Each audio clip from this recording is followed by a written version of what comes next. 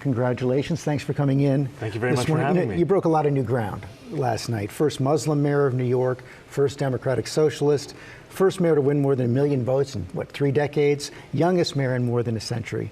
So what is the message and the mandate behind that? The message is about transforming the most expensive city in the United States of America into one that's affordable for each and every New Yorker.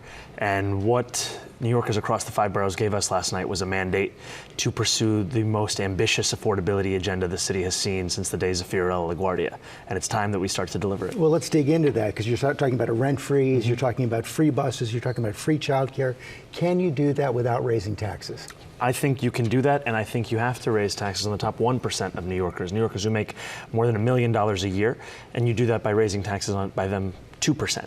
And then you also increase the corporate tax of New York State to match that of New Jersey. So that takes us from about 7.25 to about 11.5%, which is what we see in New Jersey. These things together raise about $9 billion, which more than pays for our economic agenda and also starts to Trump-proof our city. But are you worried that could drive a lot of job creators out of New York? So what I've heard from a number of business leaders is that the affordability crisis is also affecting their ability to attract and retain talent. The city's inability to provide childcare means that businesses often have to provide stipends for that childcare. Right now, the absence of universal childcare means that a family will pay around $22,500 a year, which is more money than many of them would spend if they sent that same kid to college 18 years later.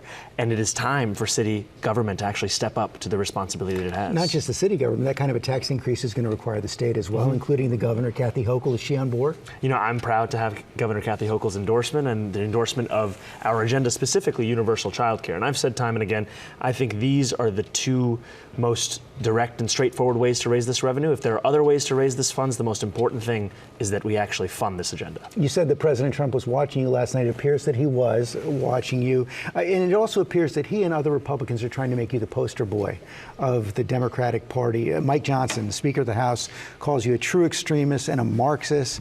And he says now every House Democrat incumbent and candidate will co-own Mamdani's disastrous record in the 2026 midterms. How do you respond to that? Well, I'm looking forward to showing the power of an example here in New York City, an example of what it means to not just diagnose the despair in working people's lives as the cost of living crisis, but to deliver on it. And that's the contrast between myself and President Trump. He's someone who ran an entire presidential campaign on the promise of cheaper groceries and is now, as the president, making it harder for Americans to afford those groceries by cutting SNAP benefits. You worried he's going to crack down on New York City, maybe even do what he's done and tried to do in Portland and other cities, call the National Guard in? You know, I think that his threats are inevitable. I also know that it's time we actually call this for what it is. This has nothing to do with safety. It has to do with intimidation. If it was safety, President Trump would be threatening to deploy the National Guard to the top 10 states of crime, 8 out of which are all Republican-led, but because of that party, he won't actually be doing so. So you say you won't be intimidated. How do you stand up to it? I think there's a number of ways. The first thing is you actually utilize the courts. You stop treating things as being law just by virtue of the fact that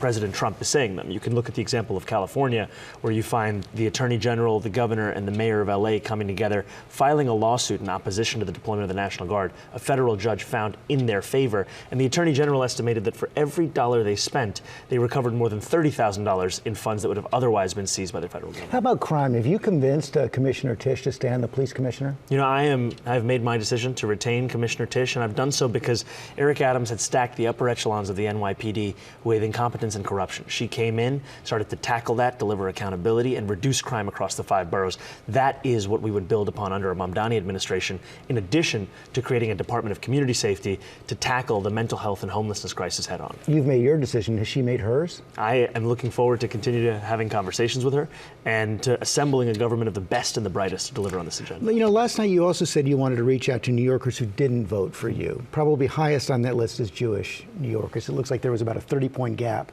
according to the exit polls, between you and former Governor Cuomo. How do you convince those voters that your vision of New York includes them and your victory is not a threat to them?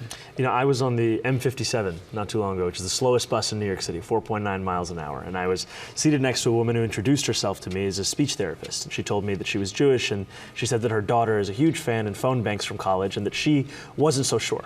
And I asked her, to share, and she shared her thoughts about what it also means to be Jewish in New York City today, and the scourge of anti-Semitism that often worries her, that she was trying to sell her apartment. A realtor told her to put away, in her words, the Jewish books on her bookshelf. And I told her that this was unacceptable, that we were fighting for a city that didn't just protect Jewish New Yorkers, but celebrated and cherished those same New Yorkers. And I'm looking forward to being the mayor for every single person that calls the city home, and showing that my job is not to remake City Hall in my image, but rather in the image of struggling New Yorkers. And that means New Yorkers will find themselves and their struggles in people who have decision-making power across my administration. You said a lot of that during the campaign, but it didn't seem to work with this group of voters. What more can you do now? Well, I think there are a lot of voters for whom the trust comes from the actions that you actually take. Many have, have understandably been disappointed by politics and the promises that have been made by many before me. Now, my opportunity is actually to deliver as the next mayor of the city. I was struck by a tweet that came out last night on X from Bill Ackman, who was one of your biggest opponents in the campaign. Billionaire, spent a lot of money trying to defeat you, but he did congratulate you and say he wants you to call on him to help New York. What are you going to call on him to do? Well, I appreciated his words, and I think what I find is that there is a needed commitment from leaders of the city to speak and work with anyone who is committed to lowering the cost of living in the city, and that's something that I will fulfill. Thanks for coming in this morning. Thank you so much.